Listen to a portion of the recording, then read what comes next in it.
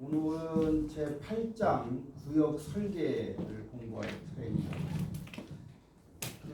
구역이라고 하는 말은 어떤 사전적으로 보면 지리적인 어떤 개념에 속해 있지만 영업에 있어서는 이 구역이라고 하는 것이 상당히 중요하다. 왜냐하면 그 구역 자체가 바로 고객과 관련되기 때문이고, 영업에서의 어떤 구역이라고 하는 것은 일반적으로 우리가 고객을 중심으로 우리가 정의하는 개념이다. 그래서 우리가 영업구역이라고 하는 것을 한번 정의해 보면 이 빨간색으로 표시되어 있는 말로 정의할 수 있습니다.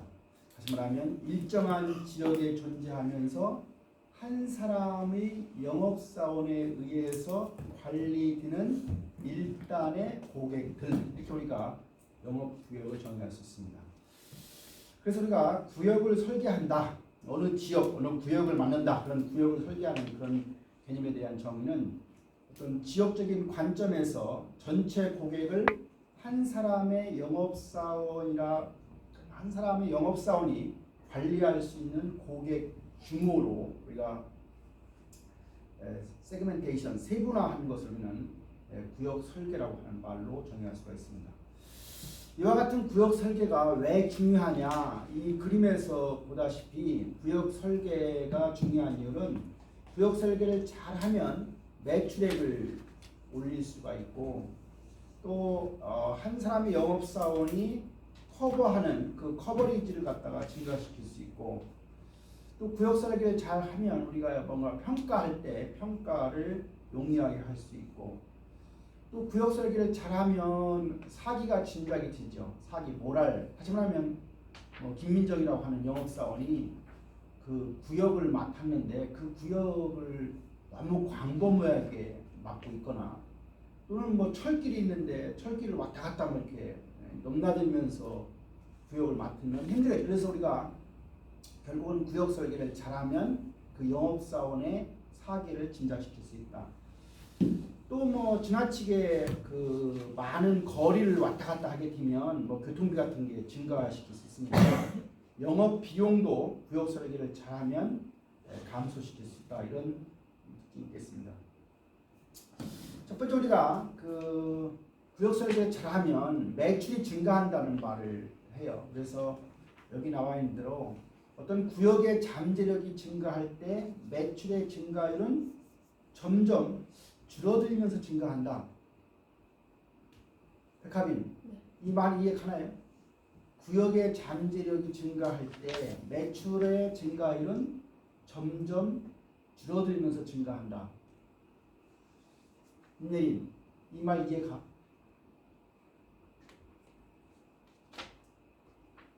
예를 들어서 어떤 한 지역이 있고 또 다른 지역이 있는데, 한 지역이 예를 들어서 10억 정도의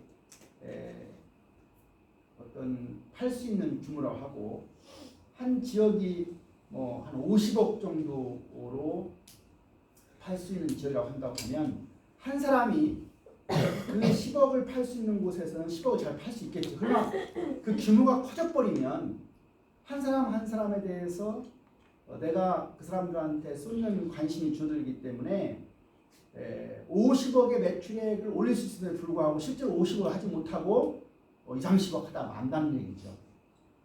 다시 말하면 내가 어떤 고객을 10번을 만나야 되는데 그 10번을 만나는 숫자가 점점 구역이 커져서 무슨 잠재력은 있지만 숫자가 줄어들면 매출로 이어지지 않는 거죠. 그런 측면에서 보면 여기 나와 있는 것이 구역의 잠재력이 증가하면 매출의 증가율은 올라가기는 하지만 우리가 수학 체감의 법칙처럼 계속 비례적으로 올라가는 게 아니라 올라가는 율이 기울기가 낮아질 수밖에 없다. 다시 그 밑에 그림을 보면 이제 여러분들 이해를 할 거예요. 따라서 잠재력이 비슷하도록 구역을 조정하면 잠재력이 작았던 구역에서의 매출 증가분이 잠재력이 컸던 구역에서의 매출 감소분보다 커서 매출 증가한다. 무슨 얘기냐면 이 그림을 봐보세요. 그림을 봐보면 여기 지금 시장 잠재력이 10억 원짜리가 있고 20억 원짜리가 있고 30억 원짜리가 있어요. 그랬을 때 20억 원짜리인 경우에서는 판매를 갖다가 20억 원짜리에서 9천만 원 할 수 있어요. 만약 20억 원짜리 시장 잠재 두 개가 있다고 하면 20억 원짜리 두 개니까 총 40억 원 두 개를 담당한다고 합시다. 그랬을 때 판매액 각각 9천만 원 곱하기 2에서 1억 8천만 원을 낼 수 있어요. 하지만 지금 10억 원짜리에서는 10억 원하고 20억 원하고 보면 사실은 20억 원짜리가 9천만 원이면 10억 원짜리는 얼마 해야 돼요? 4,500만 원 해야 되는데 사실은 반임에도 불구하고 500만 원 더해서 5천만 원을 하죠. 근데 이것이 30억 원짜리로 가면 30억 원짜리는 당연히 뭐 20억 원짜리로 계산하면은 그 비례해서 올라가야 됨에도 불구하고 그렇게 올라가지 않습니다. 그래서 지금 20억 원짜리 두 개를 맡은 경우는 지금 1억 8천만 원의 매출액을 올릴 수 있고, 반면에 10억 원짜리와 30억 원짜리를 맡는다고 하면 10억 원짜리에서 5천만 원, 30억 원짜리에서 1억밖에 안 돼서 1억 5천밖에 안 되죠. 그래서 20억 원짜리 두 개 맡아서 하는 경우 똑같은 금액은 총체가 40억이지만 20억 원짜리 두 개를 맡는 경우가 1억 8천이어서 훨씬 더 매출에 있어서 성과가 있다 하는 얘기입니다. 시장 커버리지가 증가한다는 말을 했어요. 시장 커버리지는 담당하는 구역을 얘기하는데, 소매상의 경우에 우리가 해당 시장에 존재하는 고객 가운데 실제로 자사의 어떤 제품이나 서비스를 사용하고 있는 고객의 수를 이루는 시장 커버리지라고 해요. 그래서 소매상이나 도매상을 통해서 상품을 판매하는 데 있어서 제조업체의 경우에는 자사의 제품을 취급하고 있는 소매상의 수나 도매상의 수를 의미하는 게 바로 시장 커버리지인데, 지금 이 표를 보면 이제 시나리오 1과 시나리오 2가 있어요. 구역이 지금 시나리오 1에서도 A구역, B구역이 있고요. 시나리오 2에서도 A구역, B구역이 있습니다. 근데 고객의 수를 보니까 시나리오 1에서는 A구역이 40명이고 B구역이 60명입니다. 근데 그 몇 번 방문을 해야 되냐, 필요한 방문 횟수는 80회로 되어 있어요. 80회. 그러면 40명이기 때문에 두 번씩 방문한다고 하면 이제 그 80회가 되고 60명이니까 두 번씩 해서 120명이 되는 거죠. 근데 영업사원의 가능한 판매 횟수는 A구역에서 100회고 B구역에서 100회예요. 그러면 B구역에서 120회를 방문을 해야 되는데 실제로 방문 횟수, 방문 가능한 뭐 시간 이런 것 때문에 방문 가능한 횟수가 100회이기 때문에 몇 번을 못 간 거예요? 결국은 120회를 가야 되는데 100회밖에 못 갔으니까 결국은 20회를 덜 간 되는 거죠. 그래서 우리가 전체적으로 보면 여기는 이제 커버리지 비율이 20회를 못 갔기 때문에 결국은 90%가 나옵니다. 반면에 시나리오 2인 경우는 40명, 60명이 아니고 동일하게 50명 되어 있어요. 그럼 50명 되어 있으니까 필요 방문 횟수가 두 번씩이라고 하면 50명이니까 100회, B구역도 100회. 근데 실제로 방문 가능 횟수도 100회 되니까 우리가 커버리지 비율은 전부 다 한 번, 두 번씩 갈 수 있으니까 100%가 됩니다. 이것처럼 그 시나리오 1과 시나리오 2에서 보듯이 시장 커버리지를 갖다가 할 때 이렇게 시나리오 2가 훨씬 더 우리가 방문 횟수를 원하는 대로 할 수 있기 때문에 훨씬 더 좋은 성과를 낼 수 있다 그런 개념입니다. 세 번째는 시장 커버리지를 증가시킨다고 하는 말인데, 이건 무슨 말이냐면 구역 설계를 잘 하게 되면 그 시장 커버리지를 갖다가 극대화하는 방향으로 가는 것이 가능하다. 그래서 우리가 이상적인 업무량 지수에서 플러스 마이너스 15%까지가 이상적인 업무 수량이라고 한다고 하면 지금 60이라고 저쪽에서 60이라는 숫자에서 쭉 올라가면 그게 이제 마이너스 15% 거기에 해당이 되는 부분이에요. 그래서 지금 40개, 요 약 40개는 업무량이 과소인 거죠. 과소인 거죠. 중간에 보면 60부터 시작해서 몇 개입니까? 25까지 플러스 15% 지금 여기 따지는 거예요. 여기 하는 거예요. 여기까지 여기대로 들어오면 25가 됩니다. 25. 그러니까 여기서부터 시작해서 여기까지가 전체 얼마예요? 35인가요? 35까지가 이제 적정 업무량이 되는 것이고, 그 25 밑으로는 업무량이 지금 과대한 상태가 됩니다. 그래서 사실은 이제 적정 업무량 지금 35 이렇게 우리가 이상적인 업무량 지수에서 플러스 마이너스 15% 정도로 우리가 커버리지를 만드는 게 바람직하다 하는 얘기입니다.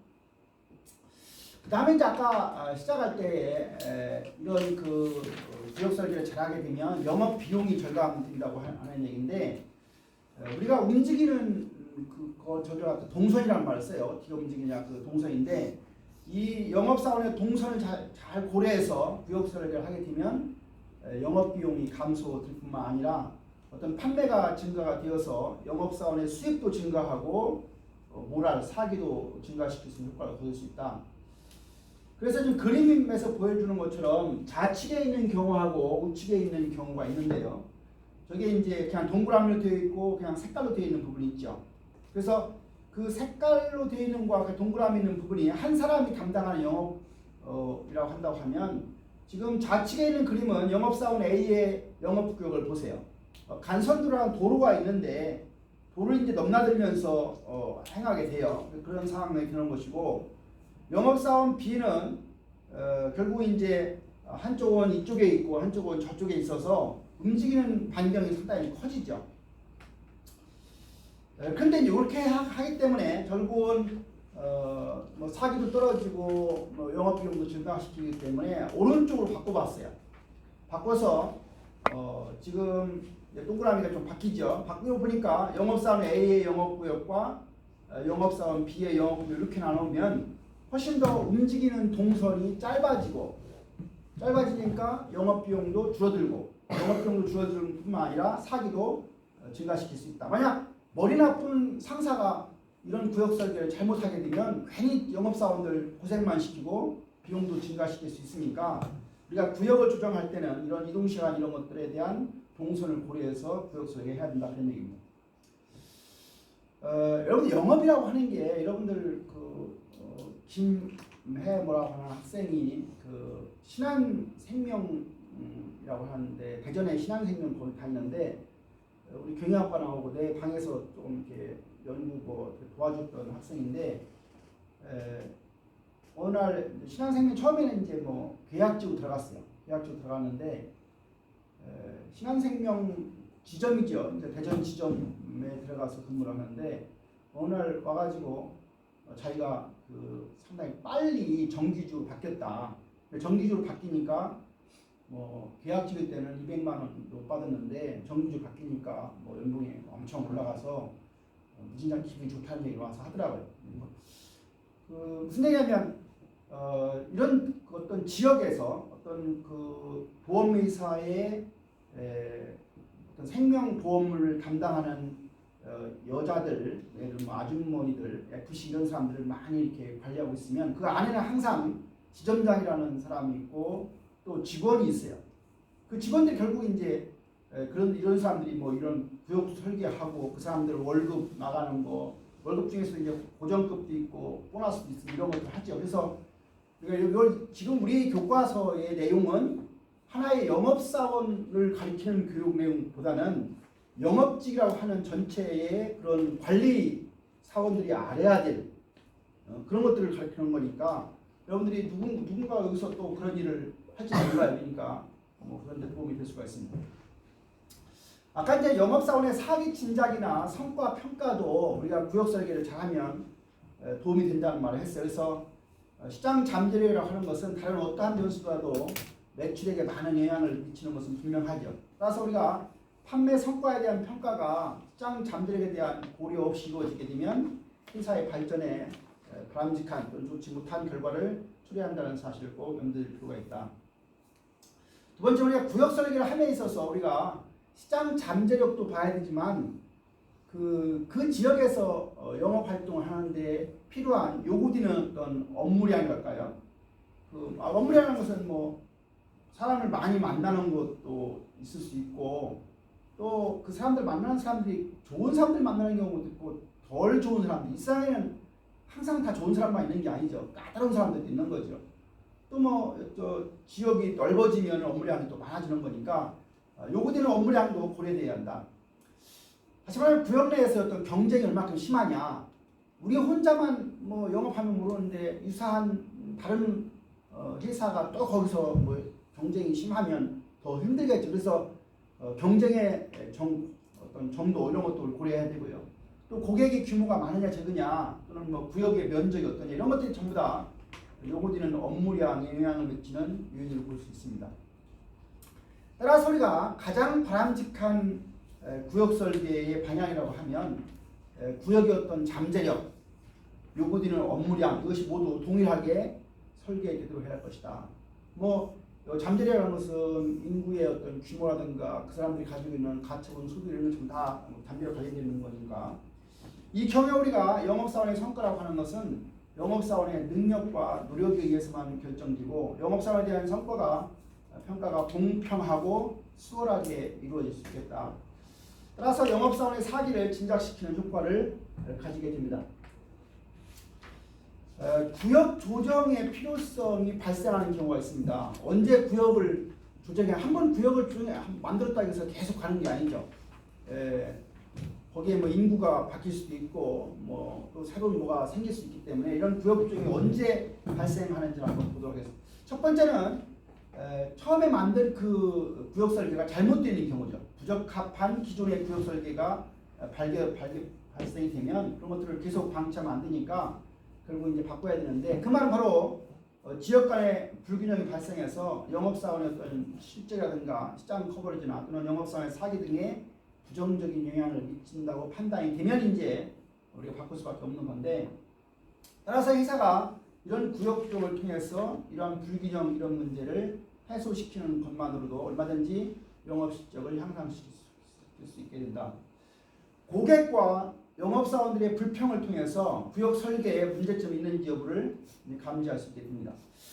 두 번째 구역 조정의 필요성이 발생하는 문제는 그 시장 환경이 변화하는 것과 관련되어 있습니다. 시장 환경이 변화하게 되면 영업 환경은 더 좋아질 수도 있고 나빠질 수도 있죠. 그래서 따라서 회사는 시장에 제공할 어떤 기회를 최대로 잘 활용하고 또한 시장으로부터 또 위험 같은 것들은 최대한 회피할 수 있는 방향으로 어떤 영업 구역을 조정할 필요가 있겠다. 무슨 말이냐면 뭐 시장 환경 변화 중에서 가장 큰 것은 그 지역에 다단의 아파트 단지가 만들어지면 뭐 잠재력이 커지니까 좋아지는 상황이고 뭐 도로망이 확충되는 거 또 경쟁사가 진입하는 것은 이제 우리가 어려움이 있는 거니까 어려움 또 연령별 구조의 변화 이런 것들이 이제 시장 환경의 변화라고 볼 수가 있습니다. 세 번째는 회사의 전략이 바뀌는 경우에 백합인 회사의 전략이 뭐예요? 주로 회사의 경영 전략이나 마케팅 전략 이런 거에 있어서도 구역 조정의 필요성이 얼마든지 발생할 수 있다. 그 경영 전략이나 마케팅 전략의 예를 보면 영업 조직의 규모가 관련해서 영업 조직이 확대된다거나 축소되는 것도 하나의 예가 될 수 있을 것이고 두 번째는 영업 조직 구조의 변화라고 해서 어떤 우리가 그 영업 조직을 만들 때 지역적인 영업 조직에서 제품별 영업 조직으로 바뀔 수도 있는데 이런 것들이 변화가 있다거나 또는 해당 회사에서 갑자기 아주 좋은 신제품이 출시가 되면 그 신제품 출시도 회사의 어떤 경영 전략과 마케팅 전략과 관련되어 있기 때문에 다시 말하면 취급하는 제품의 수가 늘어나게 되면 담당 구역에 어떤 축소를 가져올 수도 있겠죠. 또는 뭐 인수 합병 우리가 M&A라고 하는데 그러한 Merger and Acquisition 같은 인수 합병 등이 발생하면 결국은 또 구역 조정이 필요할 수가 있습니다. 이런 구역 조정을 해야 함에도 불구하고 구역 조정이 힘들게 되는 이유도 있습니다. 그래서 첫 번째는 영업사원의 생활에 대한 어떤 부정적인 영향을 준다. 영업사원을 뭐 구역 조정 때문에 저 사람을 절로 보내야 되는데 사람들은 대개 이제 자기 집에서 가까운 곳에서 하고 싶어 하기 때문에 뭐 지방으로 보내거나 뭐 하게 되면 뭐 싫어하죠. 그래서 그 영업사원의 어떤 생활에 부정적인 영향을 끼치는 점도 우리가 구역 조정이 힘든 이유 중에 한 가지고요. 또 이제 그렇게 바꿨을 때 영업사원이 각각 뭐 매월 뭐 300만 원, 400만 원 받았는데 바꾸다 보니까 뭐 잠재력이 떨어져서 그쪽에서는 200만 원, 300만 원 받을 수밖에 없는 즉 다시 말하면 사람들이 수입이 올라가는 것은 좋아하지만 내려가는 것에 대해서는 동의를 안 하죠. 그래서 그 영업사원의 수입에 부정적인 영향을 끼치게 되는 것도 구역 조정이 힘든 이유 중에 한 가지. 특히 이제 어느 영업사원이 아주 우수한 성과를 내고 있는데 그 사람을 갖다가 구역 조정 때문에 다른 데로 보내거나 뭐 하게 되면 그 사람이 상당히 어떤 저항이 심할 수 있겠죠. 그 다음에 이제 고객 관계의 악화 가능성입니다. 영업 구역에서 어떤 사람이 영업 활동하다 보면 이제 고객들하고 어떤 좋은 관계를 맺었는데 그걸 바꾸면 이제 그런 어떤 관계가 깨질 수가 있다. 그래서 일반 거래적인 영업이 아니라 관계적인 영업이 이루어지는 경우에는 그 고객 관계 악화 가능성이 훨씬 더 심각하다는 얘기고요. 그래서 우리가 특히 우수 고객들이 그 영업사원이 그 지역을 맡게 되지 않음에 따라서 이탈할 가능성이 있다는 사실을 염두에 둘 필요가 있다. 또 한 가지는 일정 기간 동안에 신구 영업사원들의 커미션을 공유하는 방법 이런 것들도 유용하게 되어 있는 경우에 이제 고객관계 악화가 될 가능성이 있고 특히 우수 고객들에 대한 영업 관리자와 경영진에 대한 특별한 관심이 이럴 때 우리가 필요하게 된다. 네 번째는 우리가 구역 조정 작업에 대한 복잡성입니다. 어떤 많은 변수가 등장하게 되는데 뭐 시장 잠재력, 업무량, 교통망, 영업사원, 영업구역 이런 것들을 전부 다 동시에 고려해서 우리가 구역 설계를 해야 되기 때문에 상당히 힘든데 다행히도 최근에는 이런 구역 설계를 할 수 있는 자동화된 프로그램들이 등장을 해서 손으로 하지 않고 여러분들 보면은 뭐 영업사원이 한두 명이 아니면 몇만 명밖에 하잖아요. 삼성전자 같은 경우는 국내에서만 종사하는 사람들 2만 명 이렇게 된다고 하면 결국은 그 자동화된 프로그램들이 이런 것들을 가지고 도움을 주게 된다. 그래서 우리가 구역 설계의 기본적인 방향이라고 하면 두 가지입니다. 한 가지는 요구되는 업무량하고 시장 잠재력 이걸 갖다가 잘 동일하게 유지해야 되는데 그게 말처럼 쉽지는 않다는 사실을 일단 알고 어떻게 하느냐 방법은 하나의 변수 뭐 시장 잠재력 요구량 요구 업무량 어느 하나를 먼저 우리가 고려해서 잠정적으로 구역을 설계하고 다른 변수를 활용해서 구역을 좀 더 플러스 마이너스 조정하거나 그런 성과 평가를 할 때 차등을 준다. 무슨 말이냐면 이런 거죠. 좋은 지역을 맡는 사람을 성과 뭘 줄 때 더 많이 줘야 되겠어요. 나쁜 지역을 하는 사람은 더 많이 줘야 되겠어요. 임예린, 좋은 지역, 짱 잠재력이 큰 좋은 지역에서 근무하는 사람들한테 어떤 성과 평가할 때 점수를 더 좋게 줘야 되니까 나쁜 지역 하는 사람 더 줘야 되니까 그거 당연하죠. 네. 그래서 좋은 지역에서 할 때 뭐 개당 뭐 100원을 줬다고 하면 나쁜 지역은 120원을 준다거나 130원을 줘서 이렇게 해서 우리가 그 차등을 주는 방법 이런 것들을 활용하는 게 좋겠다. 상대적으로 큰 차이를 보이는 변수를 우선적으로 선택하는 것이 구역 설계의 기본 방향이라고 볼 수가 있습니다. 그래서 그림에서 보듯이 우리가 영업사원의 수행 가능 업무량을 가지고 우리가 이제 구역 설계를 하게 되는데 구역 설계의 기본적인 아까 그 두 가지는 시장의 잠재력과 요구되는 업무량이라고 하는 것을 고려해서 우리가 구역 설계를 하게 됩니다.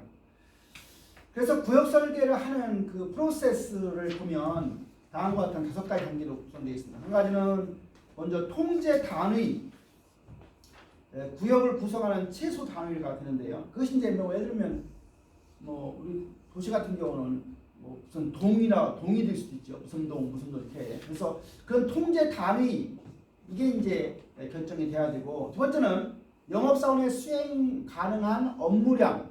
영업사원이 어느 정도 업무량을 할 수 있느냐.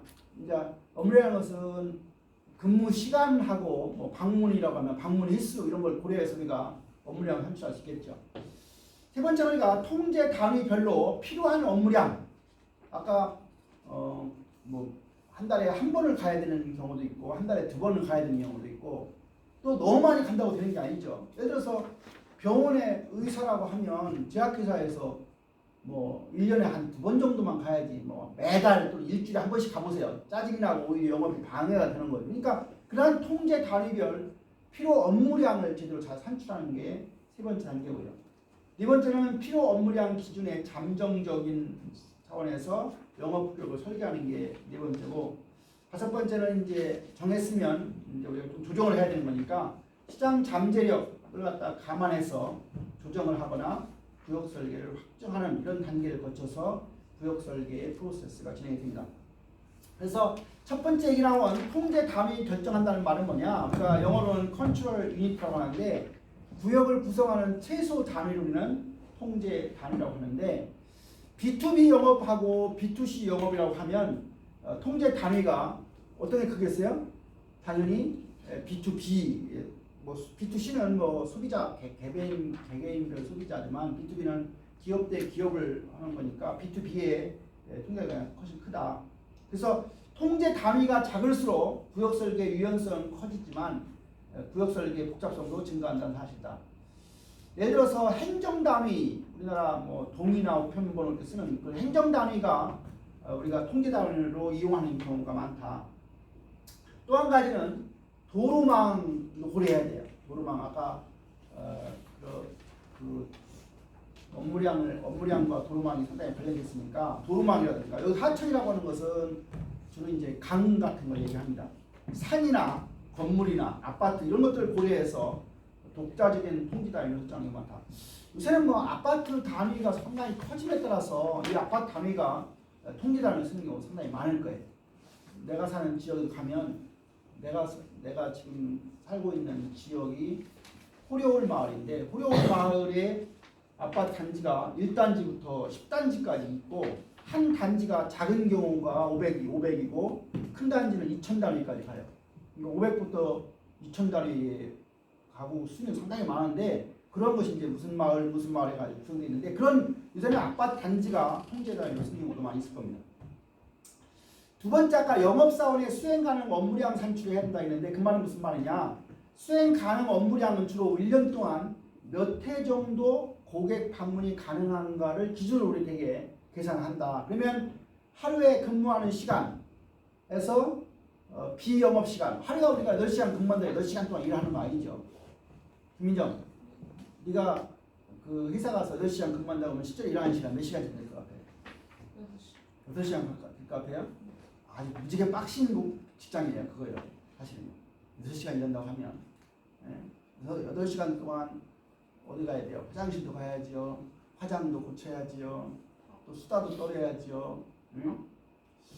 밥 먹는 시간에 8시간 안 들어가 있죠. 보통 우리가 그 밥 먹는 시간을 포함해서 9시간에서 10시간씩 하는 거지. 네.